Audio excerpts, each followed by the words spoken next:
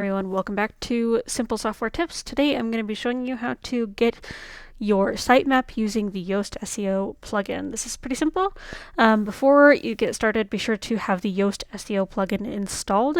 It is a free product with some paid features, but you do not need the paid features to use the sitemap, as well as it's just a really good plugin to have to make sure that all your SEO items are up to date for your blogs. So let's go ahead, and once that plugin is installed, go to the Yoast SEO plugin little tab down here.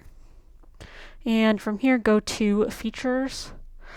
And you should see a few, maybe 4 or 5 different items down that the XML sitemap. And make sure that you have this toggled on.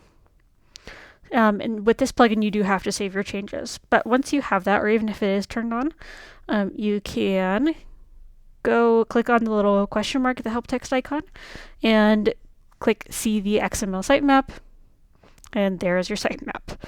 You'll be able to copy and paste this into your Google Search Console to get that indexed, and it should be working pretty good, and then you'll be able to work on any errors that you might find from the sitemap and fix those so then you can rank in search.